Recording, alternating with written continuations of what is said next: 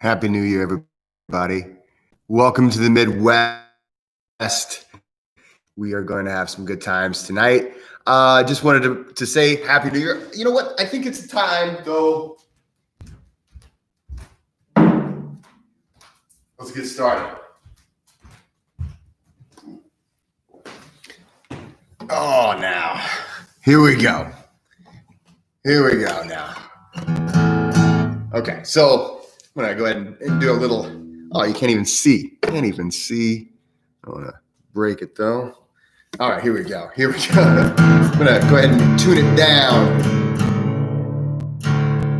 Brandon said he was he got a guitar for Christmas. And when you first learn the guitar, it's an exercise in mindset and focus. And I'm not sure if I've ever actually gotten those things. Good to have you here, yours truly. Let's see. Let's do it this way.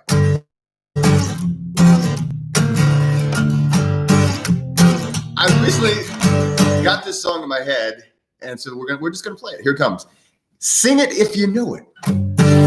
Well, now some people say a man's made out of mud, a poor man's made out of muscle and blood, steel and coal. I'm out last week, and I back that strong. You load 16 tons. What do you get? Another day older and deeper in debt. St. Peter, don't call me, cause I can't go high. Hold my soul to the company store.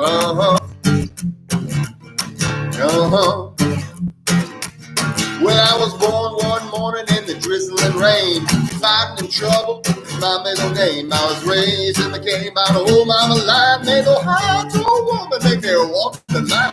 You load 16 tons, what do you get? Another day older and deeper in debt. St. Peter, don't call me, cause I can't go. I hold my soul to the company store.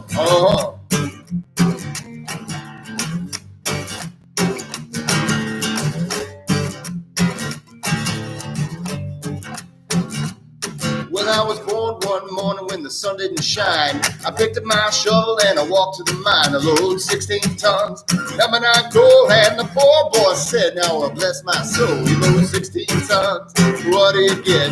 Another day older and deeper in debt. St. Peter, don't call me, cause I can't go. I hold my soul to the company store. I hold my soul to the company store. I hold my soul to the company store.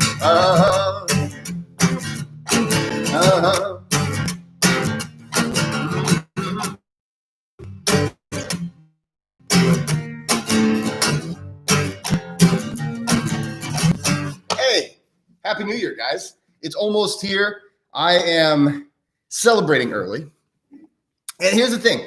Here's the crazy thing, okay? So, so when it comes to New Year's, you know, at least I don't know where you don't go drinking on New Year's this year. And hey, you had a beer with me on my birthday. And for those of you guys who are here, thank you so much. Hey, good to see everybody here, man. Good to see you. Happy New Year, Darren. Happy New Year, Derek. Dan, hey, you know, I do what I can, Dan, you know. Yeah, Happy New Year. Simple Jim is here. Chris, thank you, my friend. Kyle, Happy New Year. So basically, you know, this year, I have had so much holiday cheer, as we call it, right? So I have been eating and drinking so much because my birthday is on the 18th of December. And so, so it was my 40th. So it was kind of a big one. So I was really celebrating a lot.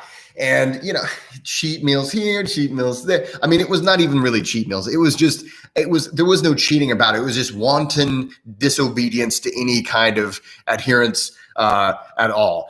My friend, Seth, I had him on the show earlier this month for Disciplined December. I'm sorry, Seth. I was way off the wagon. You know, I ate a lot of pizza, a lot of ice cream, didn't do a lot of exercise. I have been doing quite a bit of cold exposure, so that's been really awesome. And I will say, you know, I've been getting into, I've really been experimenting with my breathwork practice as well. So I'm not saying that I've just been in the gutter this whole time, but here's the thing. So I just started feeling kind of like, well, the way a person feels if every day they're having drinks and they're eating and, just I had some hamburgers and things, not saying any of these things are bad, or there's anything wrong with it, but habitual use, that was what I was doing. And so I was like, I could get some beers and we'll stay up for New Year's Eve, but I'm telling you guys, I don't think I'm going to be in doing that. I'm super excited. I'm really happy. Actually, one of my favorite shows, the final season came out. Everybody is a fan of the show Vikings. I don't know if it's once I grew the beard that I had to become a Vikings fan. I was into it. I don't know if I was into it before I had a beard. I've had a beard a while. So, it's one of those things where, I'm kind of excited for that. I'm going to, after we close tonight, I'm going to throw on maybe RoboWatch a few of those and see what happens, But overall, I tell you what, this is pretty much, of course, is a bit hot. This is my hot tea for the evening. And I'm okay with that. I'm totally fine with that. I'm going to wake up tomorrow morning feeling refreshed and I'll get a workout in. But hey, it's New Year's. And one of the things that I think that is, sadly enough, okay, so we have New Year's resolutions, and everybody that hears New Year's resolution, of course, we're like, New Year's resolutions, they're lame. I think, I remember whenever I was younger, New Year's resolutions was a really big thing, and everybody really was in, what is your resolution going to be? And it was, the way we looked at it was as if you're setting an intention for the year.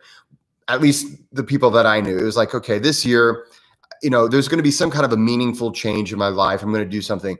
And then, of course, we all know that most New Year's resolutions fail within the first couple of weeks into the year. And if you're a regular gym rat, or if you're a regular attendee to any gym or fitness or yoga circle, you know that this coming month, you're probably, I don't even know. I think we're so jaded, sadly enough. I think people are just so jaded that they don't even bother trying. And I think that's kind of a shame. I think it's kind of a shame that we've been so jaded as to say New Year's resolutions are just, let's just never do them, because, I think people look at New Year's resolutions all the wrong way. Okay. So I do think that there is a lot of misconceptions about life, changing your life. Like, okay, tomorrow I'm going to change everything. And we as human beings are not good at that. We have to generally, occasionally you're going to meet a person who said, yeah, I just quit smoking, January 1st. Most of the time people are like, January 2nd is the day I'm going to start whatever New Year's resolution because they're hungover on January 1st. Darren, thank you so much for the welcome to the 40 club.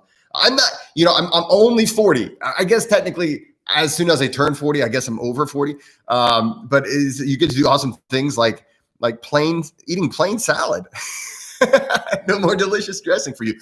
Well, I will say, Darren, what I've been doing is honestly, okay, this, and I'm not trying to come off like, ooh, Mr. Health Guru, but my dad, he's like 72. He started me doing this thing where I eat spinach or kale like chips. So I already kind of do this, Darren. So literally this is how I'll normally eat a salad. Now I do occasionally put dressing on salads and things like that. And I eat a lot of spinach. I eat a ton of spinach, a lot of broccoli.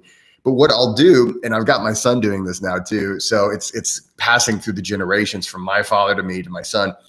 What we'll do is we'll put the leaves in a bowl, and then I just pick them out. There's no dressing or anything on them. I just pick them out and eat them like they're chips. And and for me, I just got used to doing it that way for a while, and now it's like it is a treat whenever I use dressing on a salad. But to be honest, a lot of salad dressings are really too strong, and it's hard to know exactly how much salad dressing to put on there. And I'm not a measurer kind of guy. My wife gets on me for that. I just kind of eyeball things, and my eyeballs might be dumb. So sometimes I put things on there and it's just, I put too much or there's not enough. So then if there's not enough, of course, what do? Put more on there. And now there is too much. So it's just always too much. What I've been doing lately is vinegar and oil. I do a lot of spinach salads with vinegar and oil and boiled eggs. And that's just the trifecta for me. Sometimes I'll get cheap with it and I'll do just like a cheap Italian dressing or whatever. But there's so much sugar in that. And Darren, I will say, I one of the things I was talking when I ingest a lot of sugar. So I've over the past 5 years, about 5 years ago, and this is another thing for New Year's resolutions. I made a concerted effort just to slow down my sugar consumption. And I realized that the less sugar I took in, the better I felt. Hey, surprise, surprise. And because sugar feeds all the inflammation. Inflammation makes you feel bad. And even if you're doing things to decrease inflammation, inflammation due to sugar, you're still going to feel it. And so whenever over my birthday and the Christmas holiday and all the leftovers that come with that, I had a lot of sugar. And the thing is, I don't know if you guys know this, but when I was in my early 20s, I was an undergrad. I ate ice cream every day for breakfast, every single day for 2 years. And that's no lie. That's not even an exaggeration. It was literally every morning I would get up, and it wasn't just vanilla ice cream. It was Moose Tracks ice cream. And to be specific, and see this thing, whenever you're an ice cream addict, and that's pretty much, one of the things I really have to watch myself on, everybody has their issues. One of the things I really have to watch myself on is I just overdo it.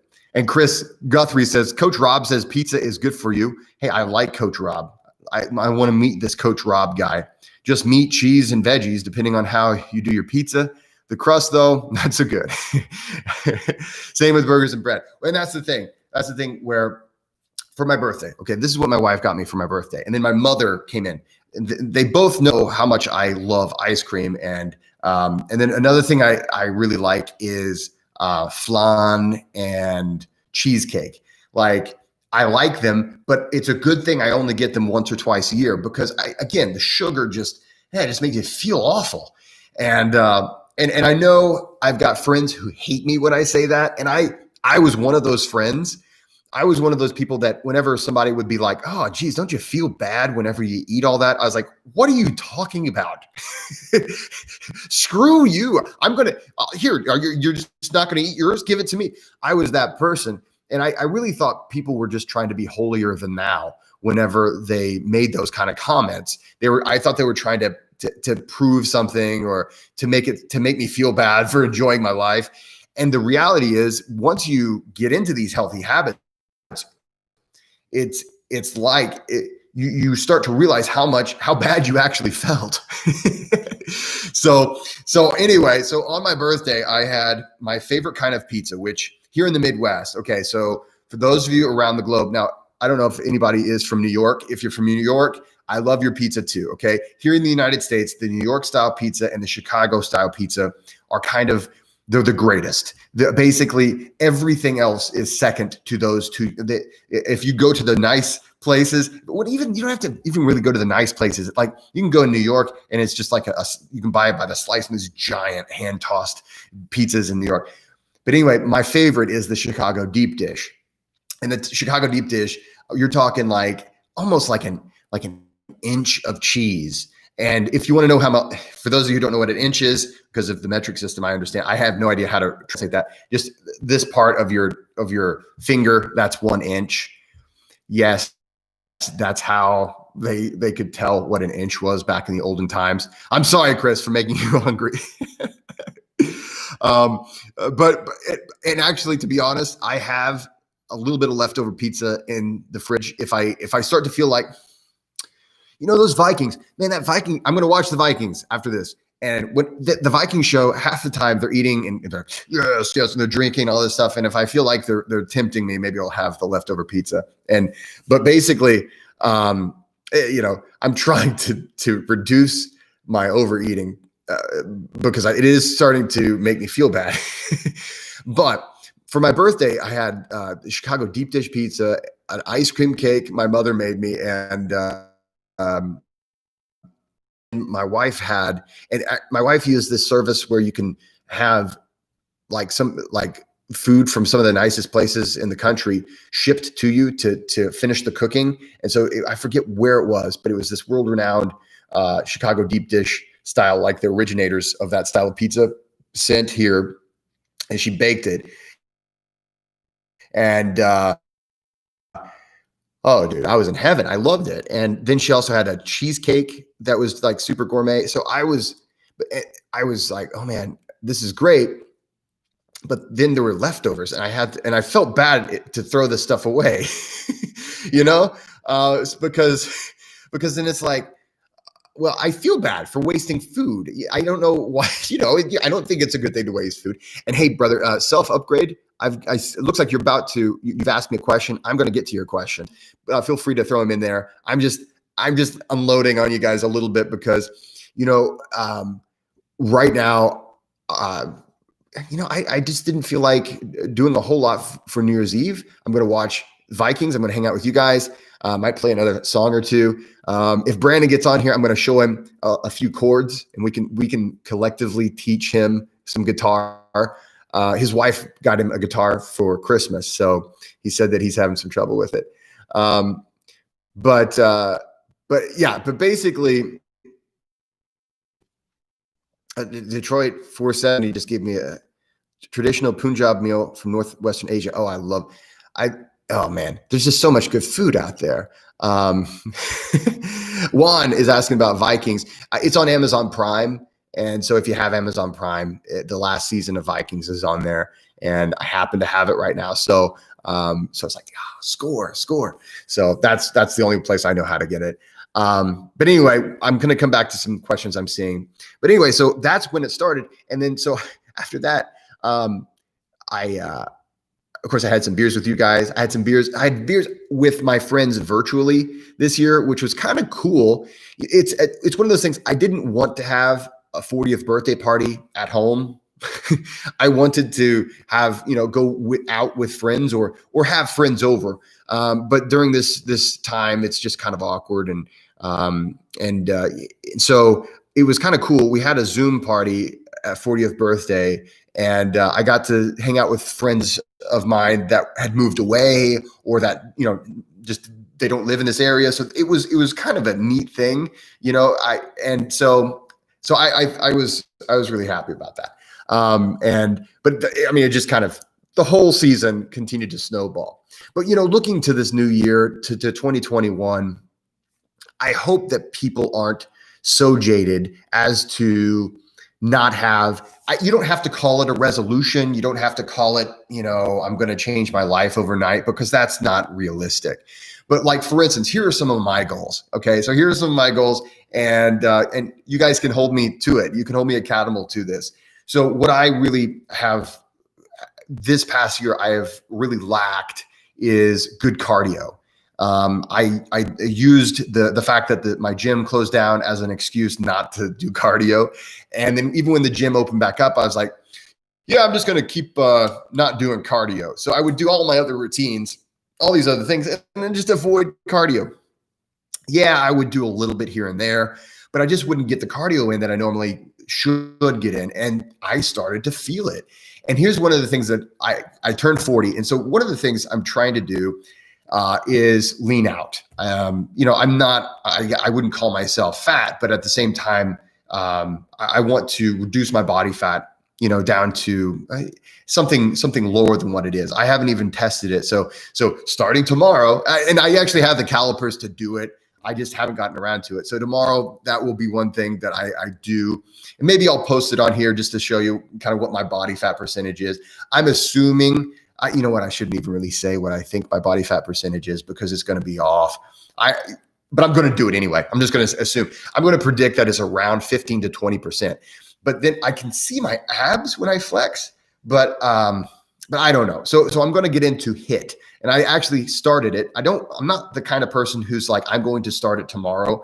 I'm the kind of person that says, let's start this today. As soon as I feel like I want to do something, I want to start it. But it's something I want to continue into 2021, is doing Tabata. I don't know how really to pronounce it, but it's high intensity interval training, and do that 30 minutes a day, every single day. And I've been doing it every day, just for the past 3 days in a row. Did it today. And I feel great. I feel the kind of an instantaneous, it's like, oh, wow, okay, so there's some really good stuff. I slept really well after doing it. And then of course I've been enjoying all this cold weather. I've got a new video for you guys, and I was out just today. We had kind of a dusting of snow, but it was more just like crunchy ice snow. And so I was doing a meditation out there. And then I also did a video about shivering, because I've gotten a lot of questions about how to stop shivering, or is it a bad thing to shiver, or anything like that. I'm not going to give any spoilers. I want you to watch the video. It'll be up tomorrow. But anyway, it's about shivering. But I've been doing a lot of that, and I want to continue. And one of my goals is to get a little bit back into this year. I've done cold training, but I really haven't pushed myself. I haven't had any real goals, or I haven't really tried to move forward or to progress. Actually, I used to stay in the cold, much colder temperatures for much longer. I used to do that. And then in the past year, I really haven't done that. I've just tried to maintain my good health and feeling good. But that's another thing I want to do. So high intensity interval training is going to be a part of my life. That's something I'm going to try. Now, here's the thing. What if I fail? Well, if I fail, well, then I get myself back into the game, and I dust myself off, and I say, okay, I'm going to try it again. So anyway, that's kind of where I'm going with that. Let's see here. What do we got? I want to go back to, I had a question. Let's talk a little bit about some questions. Oh, one more thing before I get into the questions. I am doing a 6-week breath mastery course. And if you take a look at the description box of this video, the link is in the description box. Now, the people in my Patreon club, you guys have already known about this for about 3 weeks, maybe. So there's only 10 I think there's only 10 or 11 slots left. And the reason why I'm limiting the group, even though I could make it a really big group, but the reason I'm limiting the group is because it's the first rollout. And I want to make sure that that if people have problems logging in, or if there's any kind of technical issues, that we can get around that pretty simply. So there's going to be, I believe, a total of, I forget how many total slots there are, but I think I looked just the other day, and there's either 10 or 11 spots available still. Right now it's $199 for 6 weeks. And what we do, we'll get together every week for 6 weeks, and it's about 2 hours for a session. So each session is about 2 hours once a week, and it's also recorded, so you'll have it forever. So even if you can't make it to any of the sessions, you're going to get the video, the recorded videos. You'll get a link to all of those, and you'll be able to access it forever. So if you're interested in that sort of thing, the goal of the Breath Mastery Club, the Breath Mastery course, literally is this. So there's a lot of different techniques out there. There's a lot of gurus. There's a lot of paths, but the style of breath work that I myself have cultivated is basically this. I don't see it as mine. I don't see breath work as like my own technique or my own style or anything like that. It's yours. It's everybody's. And so basically what it's going to be is everybody's a little bit different in what kind of breath work will work for you. And after working with a lot of clients one-on-one over the years, I have found that what's going to work for one guy is not necessarily going to work for the other person, and vice versa. So the goal of these 6 weeks is to develop your own personalized breath work practice. So, and also teach you how and why breath work works. So that's what we actually cover the very first week is why, what is it that is happening? Why does breath work? And don't worry, we're not getting into the deep science on this. It's not a deep science class. We are going to cover some science. We're going to cover the fundamentals of what happens when we do breath work. But it's going to be something where each week you're going to get a little bit of homework. Okay. There's still going to be a little bit of homework. But it's not going to be like you're going to have to write down anything, except for journaling your own progress, and you don't have to hand it in to me. It's just basically, hey, this is some stuff that you should be trying, and we're going to add to it, subtract to it. I want you to try this, try that, and see how it works for you. So that is in the description box. It's $199, so it's basically $200. And that's just going to be for this first time. Eventually it will go to $300 or the $299 price. But for the first rollout, I just wanted to make it a low price so that if there's any kinks or anything like that, you'll forgive me easier. Hey, let's take a look here. We've got some questions. I had a question. I saw some temperatures. And here we go. Okay, so Self-Upgrade Vlog says, hi, Jesse. When my home is 55 degrees Fahrenheit, so bear with me, okay? 55 degrees Fahrenheit. You know what that is in Celsius? That would be, let's see, 23, approximately 11 Celsius, I think. I'm just going to assume that's close enough. So right around 11 Celsius, 55 Fahrenheit. So that's the air temperature in your home, Self-Upgrade. Interesting. Okay. He says, my hands and feet get cold when I start shivering. Well, okay. That's pretty common the average home temperature is usually around 70 Fahrenheit. So you're significantly colder than that. And so just constantly being in 55 degree air will probably, it's not, I wouldn't consider that comfortable myself. Like right now I'm in it probably, I would say 68 degrees Fahrenheit. So just, I'm not going to go through all the conversions real quick on the Celsius on that, but if his is 55 and 72 is what typically we call room temperature, mine is 68. So, just kind of think about the relationships between those numbers. 55 is pretty chilly. It is. It's chilly. He says, will exposing myself to cold weather and showers make it so I can comfortably relax in 55 without cold hands and feet? Well, okay. So I'm actually in the process of making a video specifically about cold hands and cold feet. There's multiple reasons why you might have cold hands and cold feet.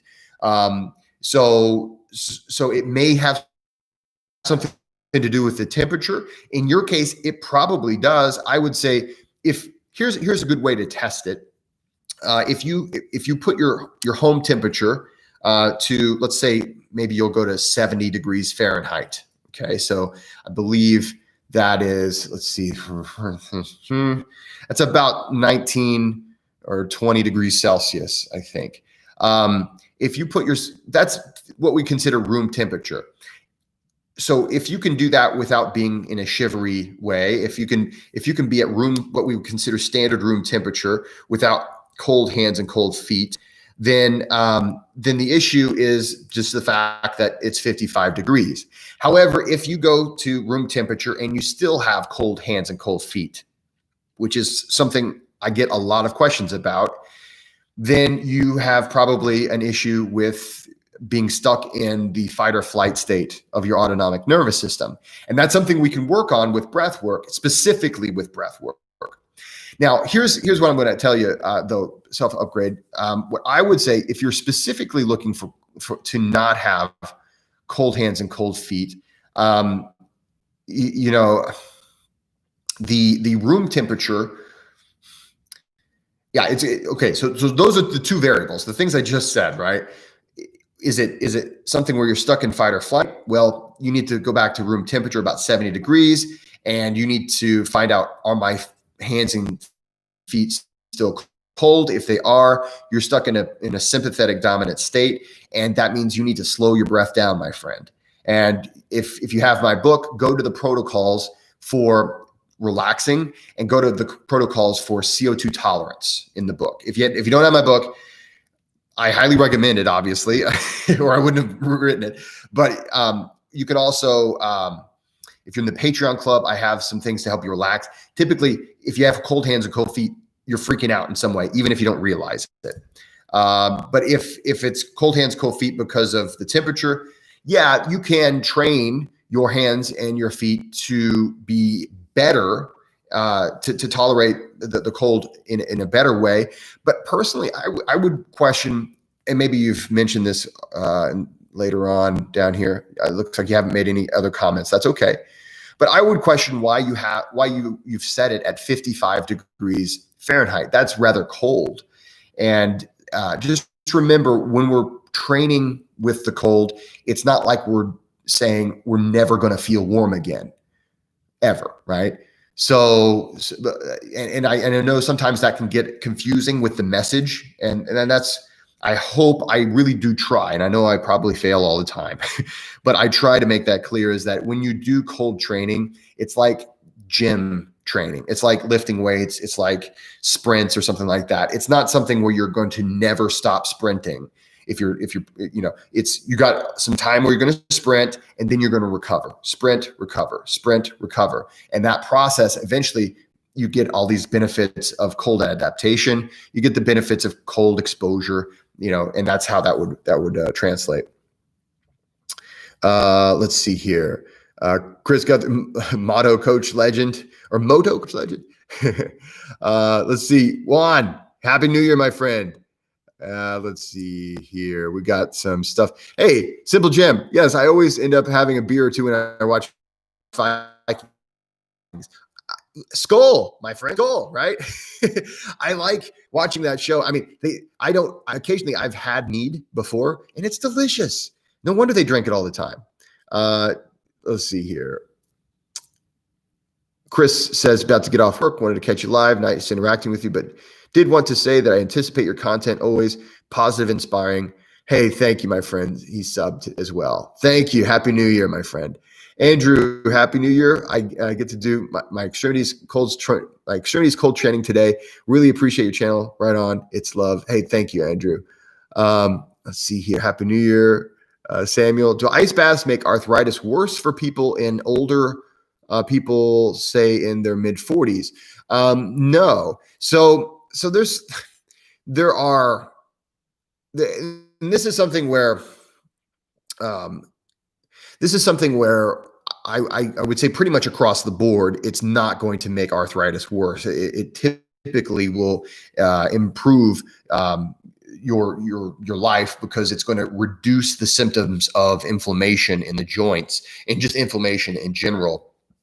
There are, I guess, some people that might have maybe a little different reaction or something like that. But at the end of the day, anytime you're doing cold training, you're reducing inflammation and arthritis. The reason why you have pain when you have arthritis is that's inflammation, whether it is autoimmune or whether it is from just the wear and tear from your life. So yeah, that's something that I would say just kind of, it's almost across the board right there. So let's see. I just got one of these tracking devices on for Christmas, and I just found out that my audiobook, there's been some progress in the approval process of my audiobook. So maybe some big news very soon. Let's see here. Let's see. Okay. Happy New Year. Okay. Then Detroit 470 says, I don't know, what's your opinion on ayahuasca, or do you think about it? I don't really think about ayahuasca myself.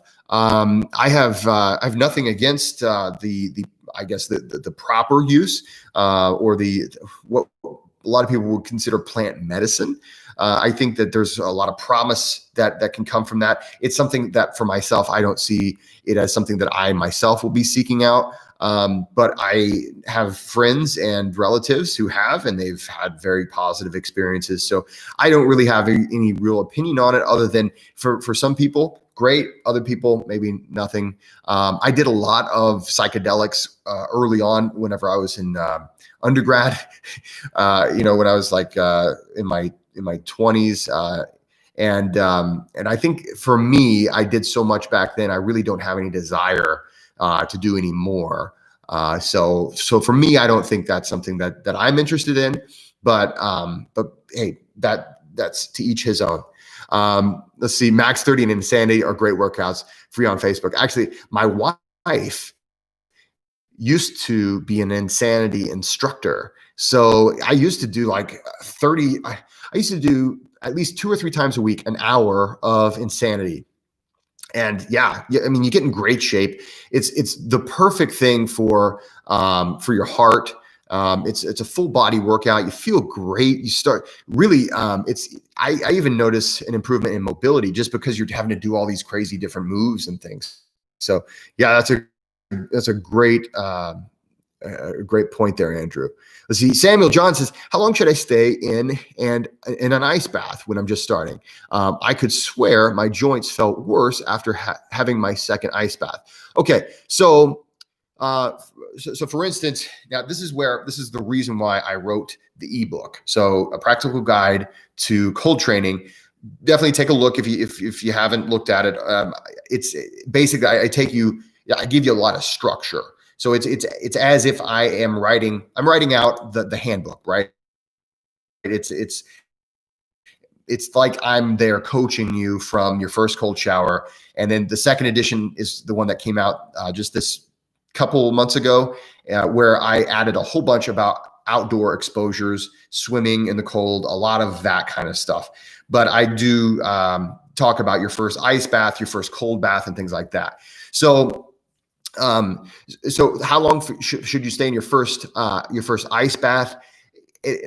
Assuming that you're ready for an ice bath, I would say 90 seconds would be your top. I would say a minute to 90 seconds is great for your first ice bath. And again, there's so many variables that are going to be in this, right? How long you can stay is going to depend on how cold the water is, which is in those two variables should be dependent on how cold your cold showers have been and how long you've been in those cold showers. So I break it down in the ebook a little bit more concretely, but essentially 90 seconds. If you come to, for instance, like a Wim Hof method workshop of mine, generally the challenge will be a 90-second ice bath.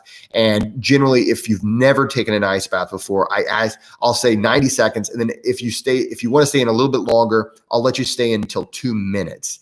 And then I'll say, go ahead and get out. And the biggest reason for that is eventually you won't need anybody to tell you when to get out. But at first, it's very difficult for a lot of people, and most people, for myself, I still have to really work on introception. But for most of us, it's hard to know when we've stayed in too long, or whenever, a lot of times we need a lot of encouragement to stay in, the first 10 seconds, right?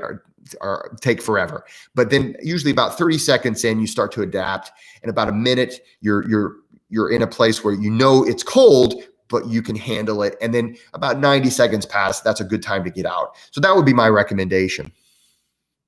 Let's see here. Max, are 6-packs overrated? Well, it depends. If it's a 6-pack of IPA, maybe that's perfect. But if it's a 6-pack on my body, I don't know.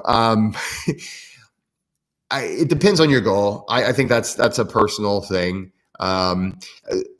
It's one way that you can tell what your body fat percentage is for some people, and for other people, no matter how low your body fat percentage is, you're not going to have a very visible 6-pack.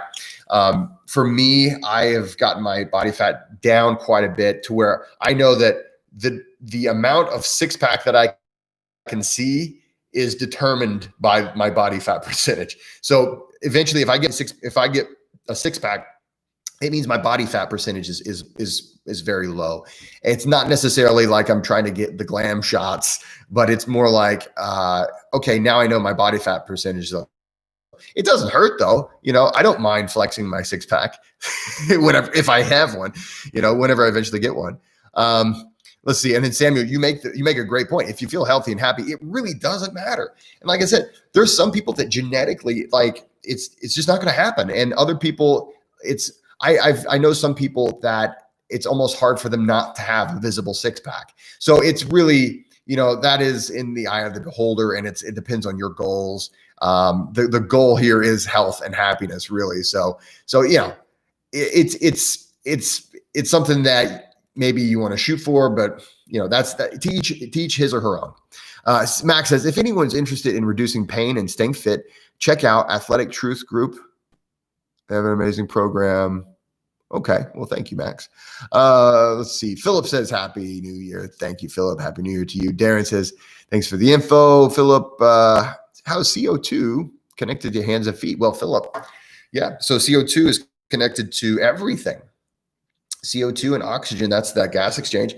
CO2 is a vasodilator. So it's connected to everything that has to do with your with blood circulation. And so check out my book. I talk a lot more about CO2 and why higher CO2. It's not just because of vasodilation that we should seek out to have a higher CO2 tolerance. It's also related to stress, our ability to handle stress. So the higher your CO2 tolerance is, the higher your ability to handle stress will be. A lot of things. It is good to have a high CO2 tolerance. And Simple Jim says, oh, let's see here. I'm working my way through here. Kyle has, wait a minute. Kyle says, I have knee surgery next week, and any breath work or other recommendations for recovery? I take ice baths 3 times, 3 days a week, but now that will be out for, you want to, if you could take an ice bath, that would be you'd probably feel good, but yeah, you don't want to mess up with the healing process or the bandages or whatever. I get that. Well, one of the best things you can do if you're going to have surgery, if you're going to try to help your body heal, is you're going to want to put yourself in a parasympathetic state as much as possible. So what that means is, and if you're part of, I don't know, Kyle, I'm not sure if you're part of the Patreon Breathwork Club, but if you are, check out the ones that are the guided breathing sessions that are for relaxation.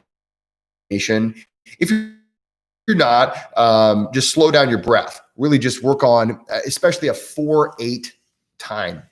Inhale for 4, exhale for 8, and see if you can maintain that. And then one way to basically something to shoot for is to reduce your resting heart rate. That's one way to kind of gauge. It's not a surefire way to know that you're in a parasympathetic state, but it is one way that it's a pretty good predictor that you are bringing yourself into a parasympathetic state. And the reason for that is literally you need to, the ideal situation for recovery, speeding up in your health or speeding up any kind of repair to your injuries or to your body or if anything, is to be in a parasympathetic state. So because that's where your blood flow is going to be best. That's whenever the hormones, your stress hormones are down, you can actually utilize your digestive tract. And so that's the best thing I would recommend for you. Really, I would say 3 times a day for about 10 to 20 minutes, focus on slow breathing and try to space that out. That would be some good advice for you. Let's see here. Self-upgrade. Hey, you're very welcome, my friend. Very, very welcome. Let's see. No name. He's pronounced.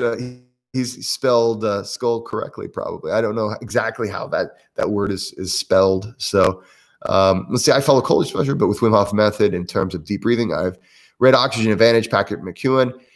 See, I'm reading yours, Steve Willis. Let's see. That shows that deep breathing is the opposite of what's needed. What do you think? Okay, so yeah, this is a common question.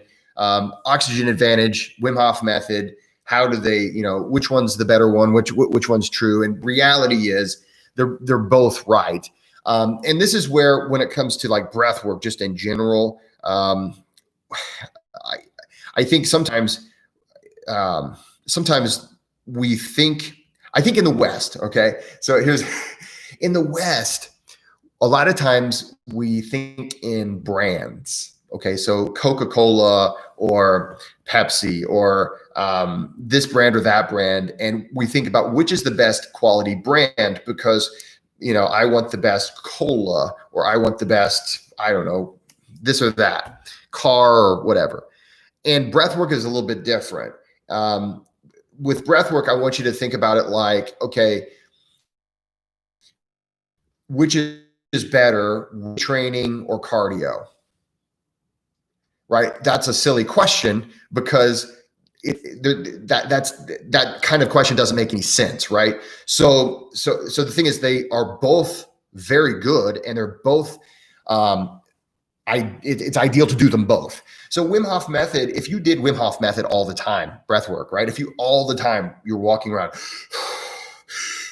right? If you're doing that, yeah, it would be terrible for you. It's just like if you were to be in an ice bath all day, you would die. If you really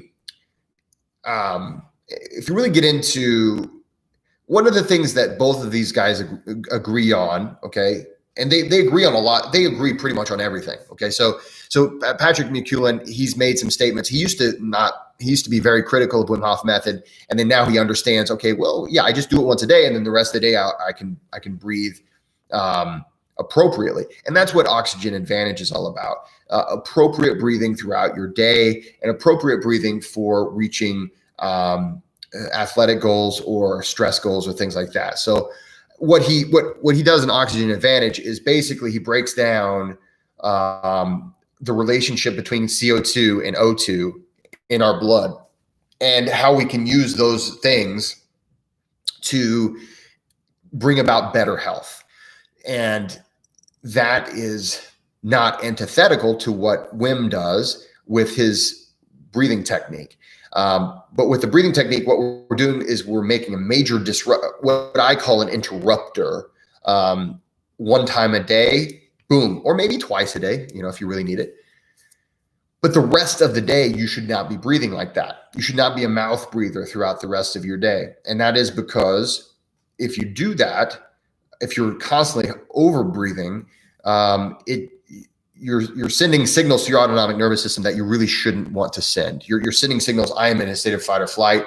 I am in a state that, well, not only fight or flight, but also you're changing your pH and you're changing your CO2 to O2 ratio in a way that is great if it's like just for a little bit of time, but it's not good if it's constantly that way. If you want more information on that, seriously, read my book. I'm not trying to plug the book. Maybe I am, I don't know. But the thing is, I actually go into detail as far as, I don't go into detail with specifically Wim Hof method.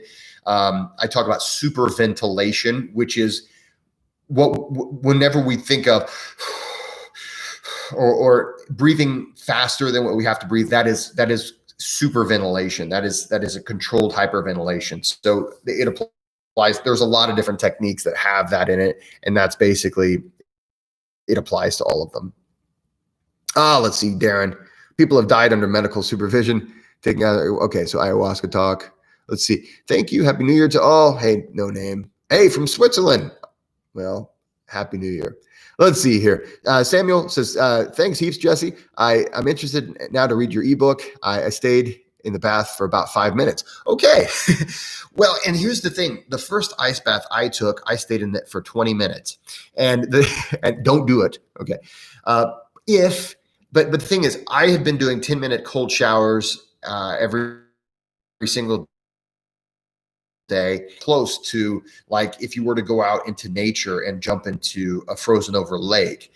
I got the water maybe let's just say I got it to I don't know, maybe 10 Celsius, which is going to be right around in the low 50s Fahrenheit. So that's very cold, and it's something that for most cold enthusiasts, that's cold enough for your whole life. But the thing is, it was in a bathtub, and most of my body, like I'm a pretty big guy, and my bathtub was not that big. And so most of my body was touching the sides of the tub. So it wasn't even in the cold. So there was only like sort of on the top of my chest that was kind of cold. My knees were sticking up. It was pretty pathetic, but I was like, I guess I just did a 20-minute ice bath.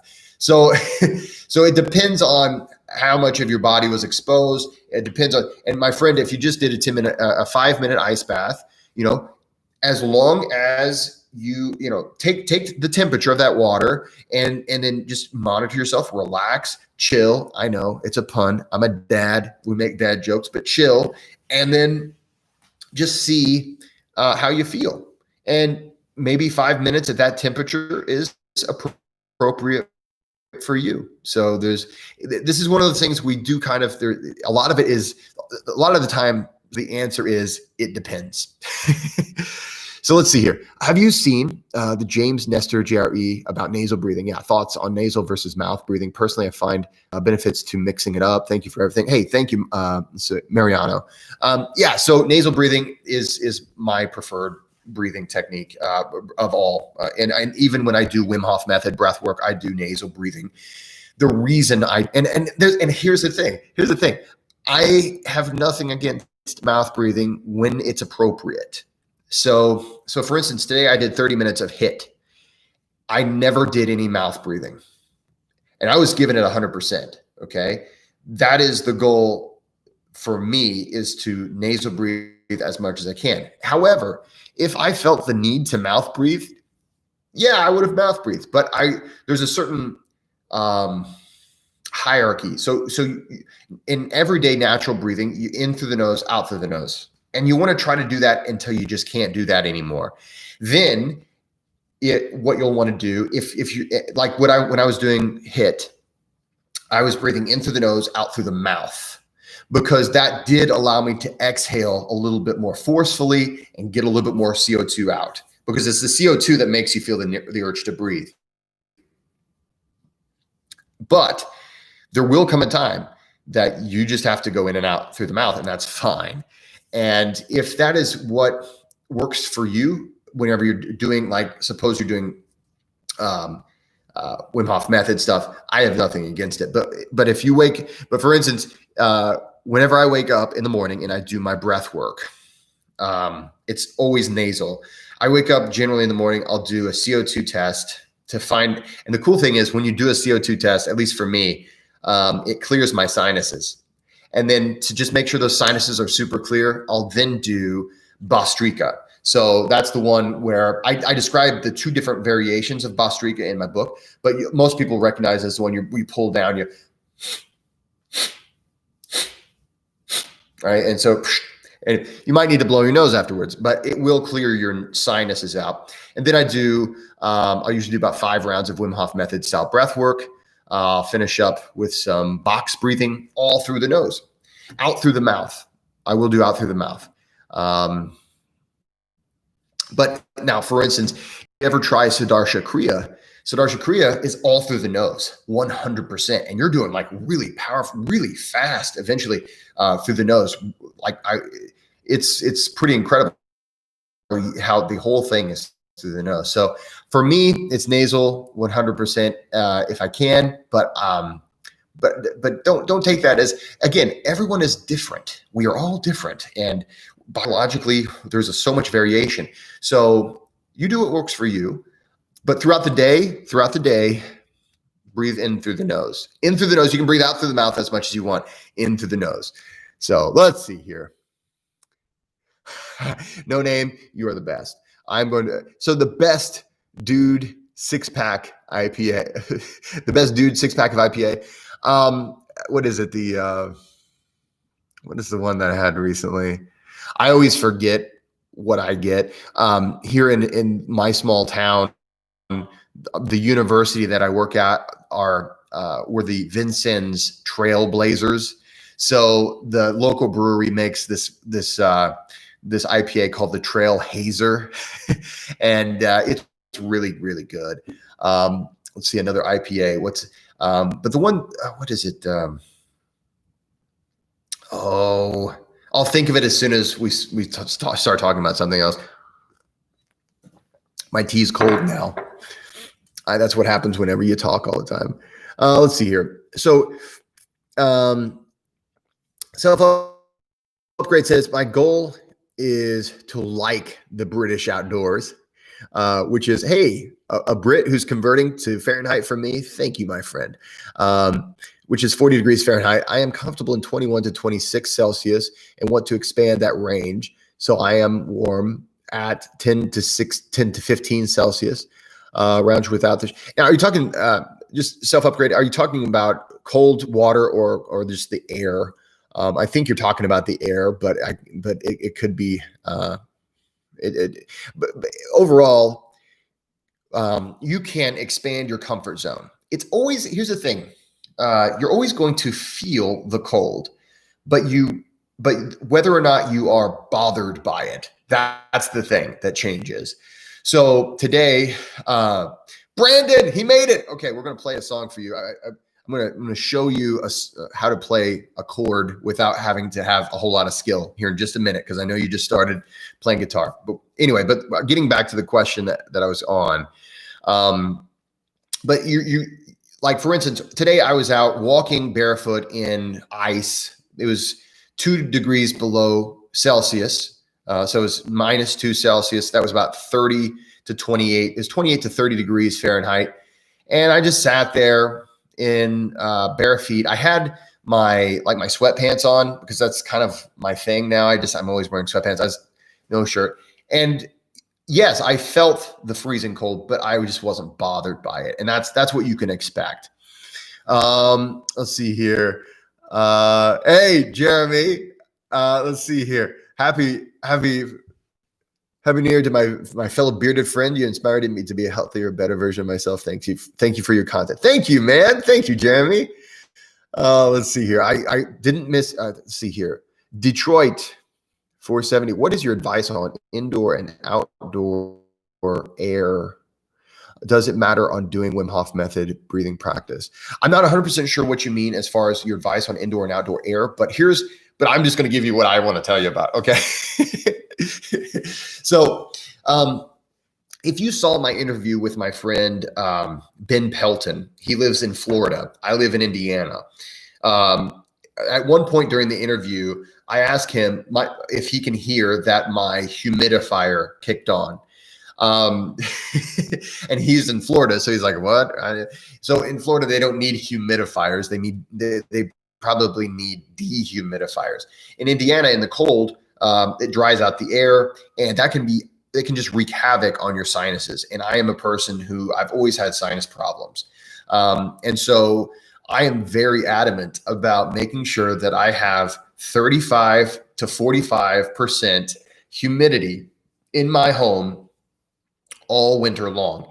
And so what that means is every day I have to fill these humidifiers to make sure the air is right. But the reason why this is so important is because whenever you dry out your sinuses, I mean, it can cause a lot of problems. And even though the science is not quite decided on whether or not it makes you more susceptible to infections and viruses, I think it does. And in my experience, it's always been an open door to an infection or a bacteria or like a virus or something. At least that's been my experience in my life. So for years, I've been a stickler on, okay, let's make sure I have the humidity right. I also do recommend for Wim Hof method breath work or any kind of breath work that involves especially superventilation. So anything that's, you're really, really going fast. I really do recommend trying to make sure that your air is as clean as possible. I have aloe vera plants in the house to produce a lot of air. They're air purifying plants, and they're really low maintenance. But if you can have plants in the house, something that's going to clean the air up, even an air filter, just depending on where you live. I live in a rural area, so the things that we have to worry about might be different than the things that you might have to worry about with air pollutants. So I would just try to keep it clean, and that's about as good as you can do. Let's see here. Let's see. Steve, you're welcome, my friend, and Happy New Year to you. Let's see. Jesse, I discovered your channel and I love your videos. Well, thank you. I have been doing Wim Hof method for about 6 months now, and I have learned so much from you. Well, thank you, Jenny. I appreciate that, and that's what this is all about. Let's see. She says, she goes on to say, I would love to know what is next for you and your channel in the coming year. Oh, well, that's awesome. So some of the things that are coming up, I did briefly talk about, but basically I'm going to be doing a lot more. First of all, a lot of workshops, hopefully. I had to cancel a lot of workshops in the year 2020, but what that did, and I'm not going to complain about 2020. Everybody's like, oh, I hate you 2020, F you 2020. And yeah, it was a rough year in a lot of ways, but Nietzsche, the philosopher, he talks about how he feels sorry for people who've never experienced adversity because they've never had an opportunity to grow. They've never had a reason to grow. And the thing is, what 2020 did for me is I had to kind of rethink my whole strategy as far as, okay, what do I do?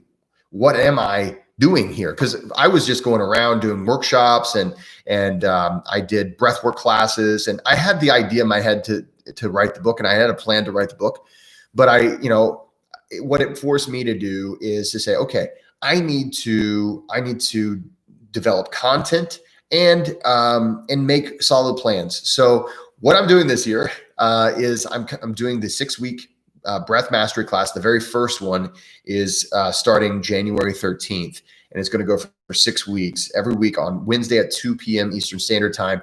If you can't make it, it's no big deal because I record it, and you get a copy of that you can have forever. But that will be the first, my first draft of what will eventually be the online course of breath mastery, the practical breath mastery. And it's all going to be about, my big mission is I'm not trying to blow people's minds. I'm not trying to,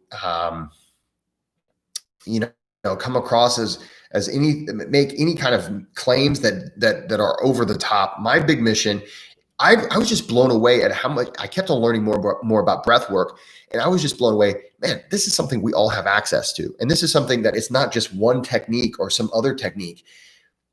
Your breathing right now is affecting the way you feel and how your health is. You're breathing every second of every day.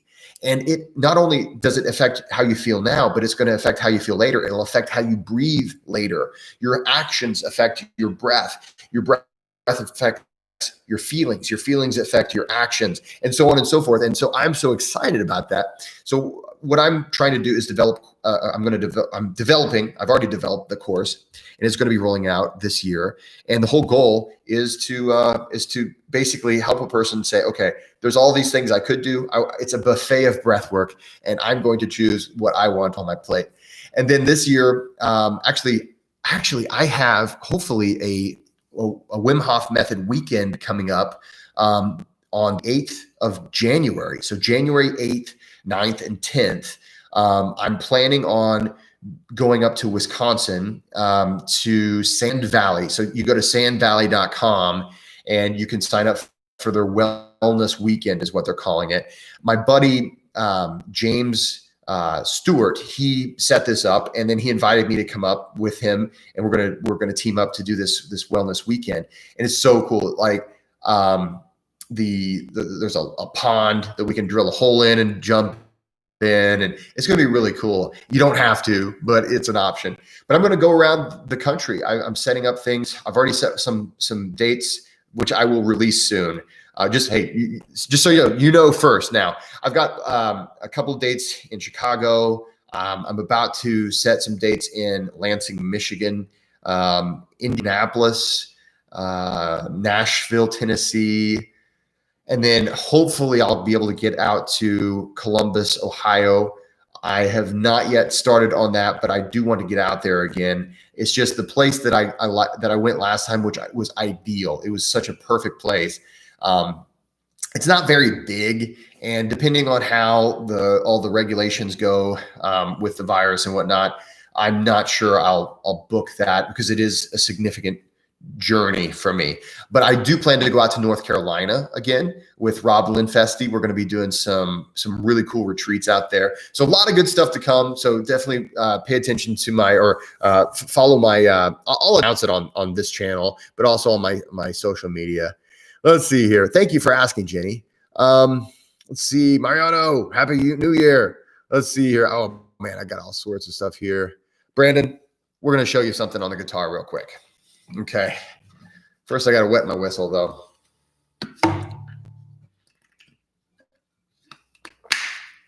Okay, Brandon. This is the easiest thing to play on the guitar in the world. So what you do, it's called drop D. So any guitar players, so your guitar is naturally tuned to.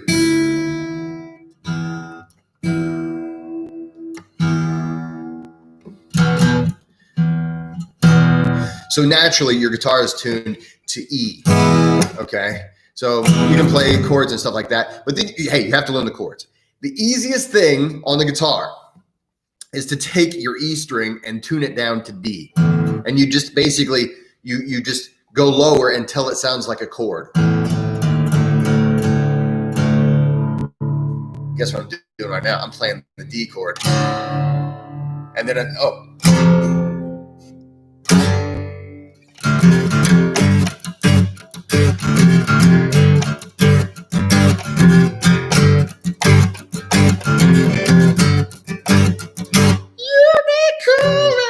okay, I'm not going to sing that because that's way out of my range. But actually, Crazy Like a Monkey, I think. No, actually, Wim plays Crazy Like a Monkey in key of E. I played back whenever I first, in our master class in 2016, we climbed the mountain, and then there was a guy from Tennessee who insisted that we all have some bourbon that night. And before you know it, we had a dance circle and we were doing Crazy Like a Monkey. And so the easiest way for me to play Crazy Like a Monkey is, let's see, how is it?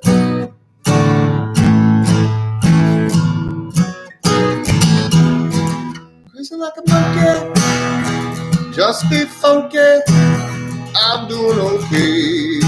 It's just basically E, but I don't know,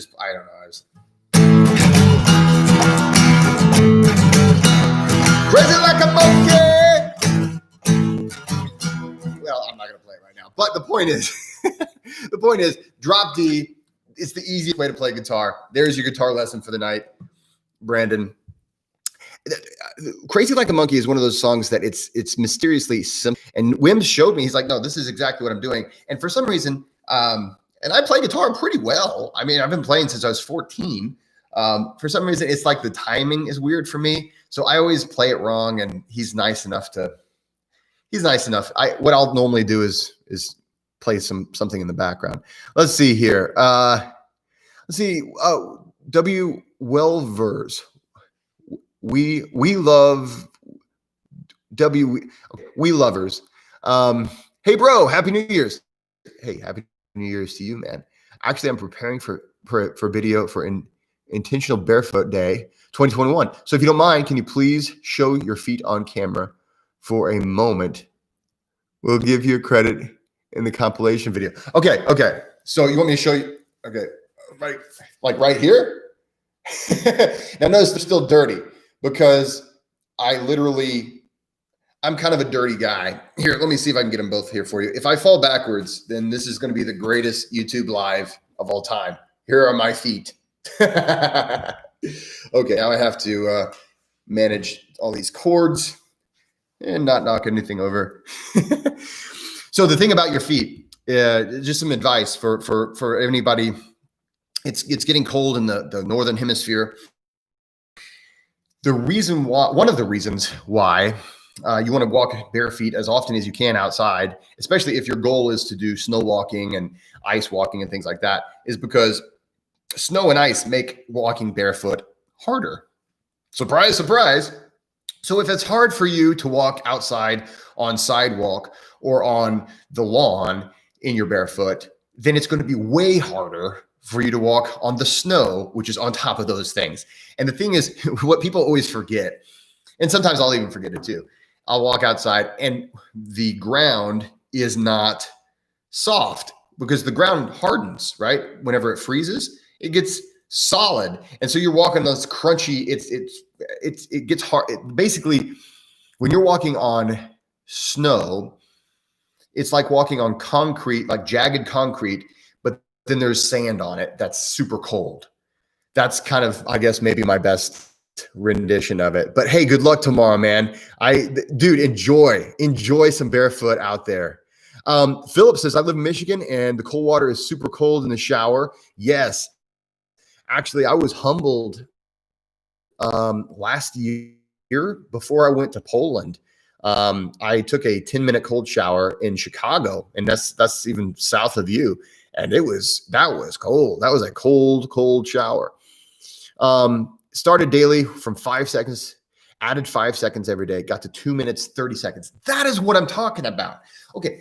Going back to this New Year's resolution thing, that is what I'm talking about. What he did, he started with an increment that was manageable, and then he turned that into the new normal. And then he says, okay, 5 seconds is fine. Now I'll do 10 seconds. Oh, great. Now 10 seconds is fine. Let's try 15. That's how it's done. Okay. Sorry, I got excited, Philip. Let me finish. You actually have a question, I think. Is this too slow? Well, I'm already bragging about you, Philip. No, that is not too slow. That is awesome. That is, seriously, most people that I coach, I have to say, you're going too fast, because most people go faster than their adaptation. We expect overnight results. We expect, hey, the Iceman, I'll even have people tell me this, like Wim Hof was able to stand in ice for almost 2 hours. So I think that's what I'm going to do. I'm like, well, maybe eventually. But if you try that on day one, it'll kill you. So no, take it slow. And then the nice thing is you're building that tolerance over time. You're becoming more resilient all the way. And I really admire your patience. So I have to say the struggle is real, he says. It is. And I will say this to you and to everybody. If you're struggling with cold training, that's something that even to this day I struggle with. Yes, I enjoy it. And I always feel great afterwards, but there are some days I just don't want to do it. And I will say breath work has always been easier for me than cold training. However, cold training is such a powerful boost to everything in my life. It makes me feel so much better that I've got to continue to do it. Let's see here. Yeah, Simple Jim, you got it. He does the hammer slide. And yeah, I can play it, but playing it and singing it at the same time is what I want to do. And so, hey, Marie. Yes, James Stewart is the bomb, and Marie Bodine is the bomb too. I'm glad to see you on here. Let's see here. I'm going to play some Monster Magnet. That dates you, Simple Jim. Is that Monster Magnet? Was that like late 90s or early 2000s? I forget. Or maybe they still exist, but I don't know. I haven't heard that in a while. Aside from breath work, are there any tips to help you improve blood flow to the extremities when exposed to the cold while maintaining the core temperature? Well, okay. That was a question from Self Upgrade. And I make some videos about this. First of all, if you're walking around outside in barefoot and in shorts, you are limiting the amount of time that you can stay outside in the cold. So I recommend, my feet, I've really worked on my feet. My hands, on the other hand, these guys, they are my weakness. So whenever you see me in a video where I am talking to the camera and it's really cold out, a lot of times my hands are the first things. It's like, okay, I'm feeling these pretty quickly. I feel my hands a lot faster. My feet, I can pretty much, I'm not saying I can stay out there all day, but it's going to be a while before my feet complain. They're like, yeah, we get it.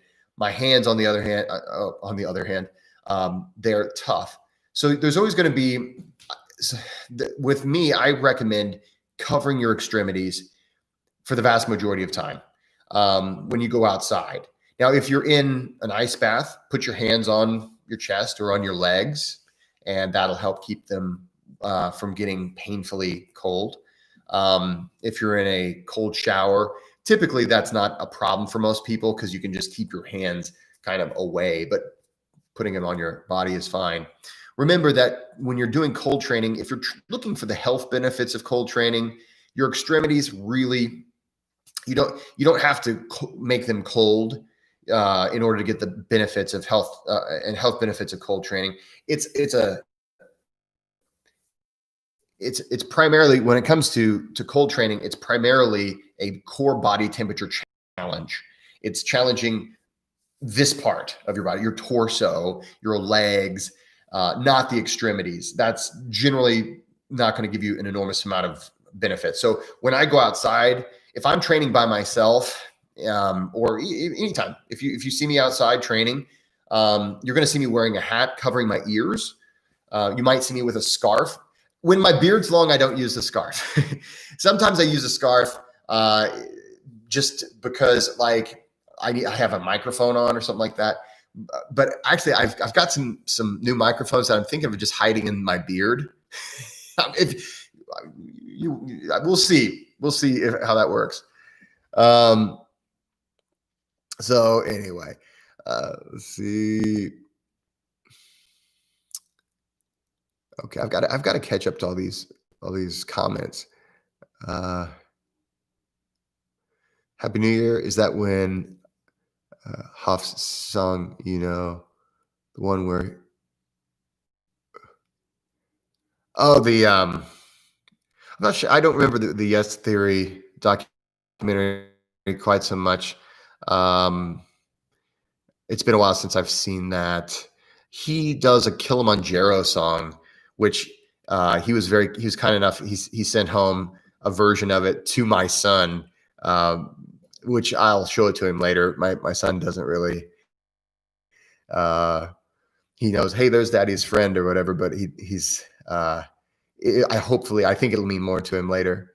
Let's see. Hey, Vince Ramos, I like seeing your face. I think that's you. I don't know if it's your face. It almost looks to me a little bit like the Kentucky Fried Chicken guy, just because of the red and the white, I think. But hey, it's good to have you here, my friend. Let's see here. So when's the next get together, Chris? So the next get together, well, in Wisconsin, it's going to be a weekend experience. So breathwork in the morning, breathwork in the evening, cold exposure during the day, fun, play, have a great time, bringing the guitar, having some fun. There's going to be a lot of workshops this year. I'm kind of finalizing my schedule. So I haven't really released my schedule, but I'm doing it this year, guys. If we have to cancel or if we have to postpone, we have to postpone if something crazy happens. 2020 has taught us a few lessons, but I'm putting stuff on the calendar, and here we go. Do you vape? From Big Boy Bigot. No, I do not vape. I do not vape. Watching this got me motivated and just finished 2 minutes with my hands and wrists. Okay, yeah, you can train your extremities with a bowl of ice. You can just in and out. In my ebook, I have some stuff about that. Actually, Wim Hof talks about that in his online classes as well. That's a good way to train your extremities. About a minute or two in, minute or two out, minute or two in, and then out. Let's see, I told 2 minutes and went to 5 minutes, then 7, then 10 now. So Stefano says, now I just do 3 minutes because who am I trying? Yeah, what am I trying to prove? There does come a point, and that's been kind of my mantra for the past year or so. I don't have anything to prove. I'm not going to try to break a world record, especially with it being so high now. I've never even gotten close to anybody's record, and I don't really have any great desire to break a world record. I'm just doing this for my health. So I want to find the right temperature for me. It's not about thumping my chest and bragging. It's about feeling good. Now, for me, now I'm like, well, you know what? I think I'll challenge myself. And it's my own personal thing. It has nothing to do with really my health or improve my health now. Now it has to do with my own desire to hone my mental toughness and my mindset, and to challenge myself for the sake of doing it. But yeah, you don't have to be in any of these, you don't have to prove records or anything. Okay, let's see. And Marie, yeah, you're in the same boat there. She says, I've got to be honest, it's still an effort to get in longer cold exposures. It's totally a mental game. A lot of instructors agree. Yeah, up to my ribs, no problem for a long time. Well, and see, the thing is, yeah, it's one of those things where you have to say, what is good for me? What is right for me? And also remember that, I think it was David Goggins they were talking about, how do you go through such things like that are uncomfortable? He says, well, you always have to remember this discomfort will pass. It will eventually be over. And this should all be in a controlled environment. That's one of my first rules in my ebook on cold training. You always train in a controlled environment. So if it's a cold shower, you can always turn it off. If it's a cold, like an ice bath, you can always get out. And so always put yourself in a position where you're in control of the situation. So if you just decide, hey, I've had enough, I can always get out. That there's power in that. And there's power in knowing I've made this decision. No one's forcing me. I don't have to be here. I'm doing it by my own will. All right. Any tips for going into the cold water for my first time tomorrow? Daryl Holtman, congratulations in advance, because you're going to rock this. So if you're going into the cold for your first time tomorrow, here is the best thing I will tell you. Okay. Cold water. Now, I don't know exactly what cold water, but I'm going to assume it's a submersion. First of all, your hands, you should put your hands on your body somewhere, or keep them above the water. If you want to get a really good Instagram picture, you can keep them above the water in like a prayer hands or something like that. But the biggest thing is to try to relax. You can't out muscle the cold. And that's one of the reasons why the cold is such a good thing for people to experience. It's because it's a humbler. The cold is always going to win. You are incredibly strong, and you're stronger than you know, but you're dealing with this lethal force, really. So go in, calm down. Once you're good and calm, get out before you're miserable. There's my advice to you. Let's see. Philip, cold showers and breath work helped me during tremendous struggle involving grief. I want to learn more from your book. Well, hey, thanks, my friend. I've got a book on all kinds of different kinds of breath work. And then I've got a book that is an ebook that is basically I would say my guide to how I train and how I coach people to train in the cold. So that would be great. Let's see, Philip, God bless you all. Blessings to 2021. Yes. Going to Chesapeake Bay, Daryl. Okay. Yeah, that's going to be some serious cold. Test the water first, and also get my ebook. And the reason why I say that is there's a lot of advice that I would give you because you're doing an outdoor exposure, air temperature, wind chill. These are all things that come into play. It wouldn't hurt. And I'm not trying to sell this to you, but I'm not going to go over all of it right now. But you want to have a safe and a successful and just an awesome, memorable experience. Just go into the water and remember that after you get out of the water, you have cold air to deal with, and you want to maintain your focus. Don't go into the heat too fast. Yeah, there's a few things I wish I could just kind of be there. I wish I could be there for you, my friend. I think that's an awesome goal tomorrow. That's a great way to start the new year. Let's see, Mr. 19 or Mr. 18, Mr. 186M. Jesse, I have been doing Wim Hof method for 5 years and found your videos almost 6 months ago. Great videos. Oh, thank you, man. I really enjoyed your new book. Thank you. Thanks for sharing your knowledge. Happy New Year's. Well, Happy New Year's to you too. Let's see. Self-upgrade. Thank you for the tips, Jesse. I'm going to kickstart my cold training this year. I'm also going to test each temperature in the 10 to 25 Celsius and document my body's reaction to each one. Excellent. Excellent. Daryl, thank you so much for helping advice. You're very welcome, Daryl. Guys, when it comes to this new year, I think a lot of people have asked me, hey, what do you think 2021 is going to bring? And usually they're making some kind of insinuation that bad things are on their way, or it's going to be just as bad as 2020. Or, the thing is, it's all, life has never really, we've lived in times of normalcy and craziness and all these things. The thing that I think that we need to do in 2021 is just be open to opportunities that will arise, choices that we can make, things that we can do, improvements that we can make, and adaptations that we can make in living our lives.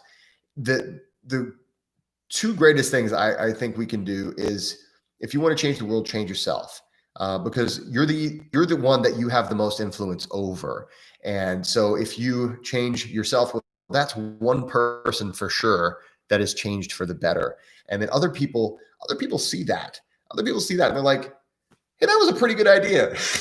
And the thing is, we as humans, we don't like to go over to the person and say, hey, listen, man, you inspired me to change my life. Most of us, we're too proud to do that. So most of us, you won't get a lot of people telling you, hey, man, I noticed you doing that thing, and so I changed my life for the better. Thank you. You'll mostly never hear about it. But believe me, people see these things, right? They see these things and they make changes too. And you're changing the world when you change yourself. And then the other thing is kindness. And this is one of the biggest things on this channel that I always bring it up right at the end of every video. And I want to bring it up now because I am going to cut out here in just a minute and watch some Vikings. So skull, my friends.